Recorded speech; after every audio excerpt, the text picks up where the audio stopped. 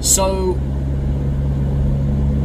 pushing through is the subject of this morning's very early in the morning recording. I honestly thought that there was something so superbly going on in my mind that I couldn't sleep.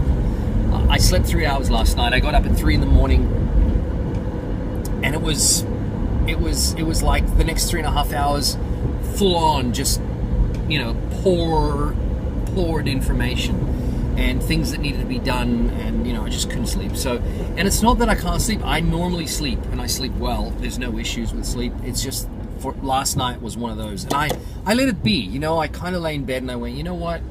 I'm obviously not going to get to sleep, but I'm going to be okay with whatever is coming, because I understand the next 2-3 hours I might not sleep, but I'm going to allow those thoughts to come through, to pour in. I'm going to make a mental audit of everything, just go through everything that needs to be done. But the thing that was really connecting with me throughout the night, and I think it's probably because of the sporting event that I'd been to the night before last night, was the understanding that we've got to push through. People don't finish what they get started, and I'm accused here. I'm definitely somebody who's guilty of that. I don't seem to get to the other side sometimes. In fact, a lot of the times, I start off something and I work on it, I get it done, I produce the movie, I produce the soundtracks, I produce the albums, we produce the books, the productions, the events, the launches, all of those things, but I don't follow through. I don't go to the next stage, whatever that is, feedback. Sometimes we don't know what that next stage is. We need to define it. So it's become a really important aspect to this whole thing, which is really follow through, finish what you get started, move to the next level, whatever that level is. One of the extraordinary things about Ike Perlmutter and the Marvel Entertainment Company, the Marvel Comics Company, Marvel Studios, is that they have a plan, right? They know exactly where they're going. They're totally in with what needs to be done. They understand the value of what's required, and they've got this long-term picture of these are the things that they have to do. These are and you can see it in the way the storytelling unfolds. They've got, one film after another, and they all integrate. They're all checkerboarded. All the stories are crossovers. They all connect. You look back on the Marvel Universe and you go, my gosh, they really had a big picture from 10 years ago in terms of films. They knew exactly where they were going, and even before that, they knew exactly what they were doing. They didn't just, let's just make a film. Because the earlier stages before Ike Perlmutter, the earlier Marvel films were like that. They had no, it was one-off Captain America, one-off Fantastic Four. Let's just sell Fantastic Four to another studio. Sony, let's just keep selling things off, X-Men, etc. There was no thought behind it. And then all of a sudden, Ike came on board, his team came on board, and they understood what the target audience, the viewers, really wanted, right? They understood, extraordinary realism, very high intensity, the best director possible. Get the best director, right? Joss Whedon, get the best of the best, get the best talent. Sign them up for 10 movies, it's a big thing, but let's do it. Let's sign them up to something gigantic, and then unfold that, and don't give up on that vision. Understand the vision right from the start, but push through, get to the end. People don't do that. They don't push through. They don't go where they need to go. They don't take it to the next level. I see this every day, even with my own clients, with people that I work with on an ongoing and regular basis. they have an idea or something, or they develop something, or they're going in the direction of doing something, but they don't fulfill, they don't go to the next level. And yes, things cost money, I understand, but we need to budget for that. We need to go, this is what we're going to do, this is how we're going to make things come together, and this is, we're going to do it. We're going to follow this thought to the end of its thought, the end of its process. Let's just follow this thing through to the very, very end. But it starts with really having clarity, a clear picture of what that end goal is, the end game. What is it that we're going in the direction of? George Lucas did the exact same thing with Star Wars, right from the very beginning. He understood what needed to be done and what did not have to be done. What must be done, what needed to be avoided doing, because ultimately, if you're selling to Disney, and he had his feet in, he had his feet in the door, with Disney many years before that already.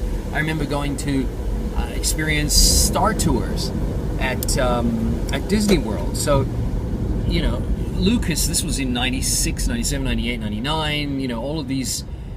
Lucas had a plan, he had a long-term vision, and the idea was, yes, it's done well. Episode 4 did well. It did well, great, we're onto something. But he didn't just give it up. A lot of filmmakers, directors, people would have said, you know what, that did very well for me, but I'm going to do something else. I don't want to be locked down. As George Lucas said on the Charlie Rose interview, Star Wars became a big black hole he couldn't get out of, because it was so successful and did so well for him that, and he actually went and started doing more and more with Star Wars, that he realized, oh my goodness, I'm actually in a, I've been typecast as the director of Star Wars, as the producer of Star Wars, a director of 4 films.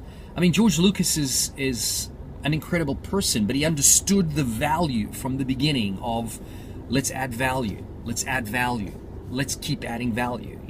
This is what Star Wars is, this is what we can do, let's keep adding value, let's expand the universe, let's expand the characters, expand the understanding of this universe. What is this universe? So by the time that he had gotten to his 6th film, 4, 5, 6, 1, 2, 3, he had, and the Clone Wars, the series, animated series, and everything else that had come with Star Wars, he had a rich universe that was worth $3 billion, give or take, and it was for sale, and Disney was happy to pay their billions of dollars. They were happy to do it. So these things happen. We have to take things to the next eventuated level. So my absolute message for this morning for you is to push through, right? Under all circumstances, push through. But it starts off with defining who you are, what you want to do, where you want to go, and be as far thought through as you can be. Be as far thinking as you can be about where you're going. Decide right from the start. This is how I'm designing my life. Wherever you are right now, you could be in your 30s, 40s, 50s, 20s. It doesn't matter. Design your life and design it so that that's where you're going. And then surround yourself with visuals, with audio, with every aspect of memory that relates to where it is that you're going. It's not just visuals, it's not just audio, it's things that you can feel, tactile things, your little Porsche 911 on the desktop, whatever it is, finger it, play with it, so right, this is where I'm going. This is a reward for where I'm going. And yeah, again, don't confuse obviously your goals with your rewards. Make sure that you are absolutely in the knowledge that the rewards are things you give yourself for having done good value and good service for humans, for people. So extremely important to be aware of that. So let's go for it.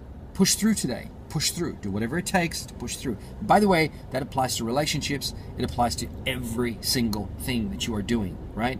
You meet somebody, take that relationship to the next level, and the next level, and the next level, and the next level. Keep going to the next level. At some point, you know, if a relationship's not meant to go there, it'll close off, and that's it, and it's fine. Walk, right? Next.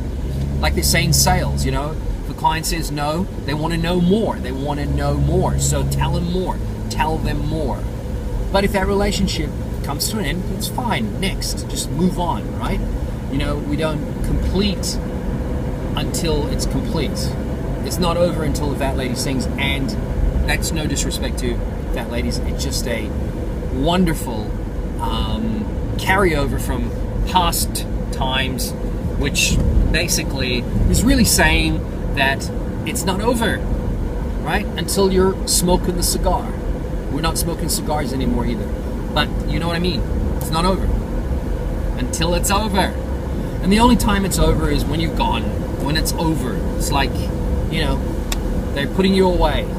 That's the, you know, you're gone. You're dead. Okay, you're being medicated. It's over, you know. It's sleep time. It's eternity time. Then it's over. Until then, push through. Make things happen. Like any extraordinary game, play it to the end and play it as best as you can. And you're going to have some chapters of your life that are going to be, you know, closed chapters, and some chapters that are going to be open chapters. They're going to be great chapters of winning, and some chapters that are going to show up losses. It's okay. It doesn't matter. You played, right? Two little quick things, you know, on messing. Kids, you know, excuse my house, it's a mess. This is a saying. Excuse my house, it's a mess, but kids are making memories here. I love that. It's a great one. And the other one is, and it comes from a well-known chocolatier around town, and one of their things that they say is, you know what, go and make all the mess you like as long as you're having fun. It's better to have messed and lived than not to have messed and not lived at all. So make it happen. Play in the mud. Make it happen. Push through. Let's talk more about this in months to come, and let's report back on some of the things that we've achieved. Bye.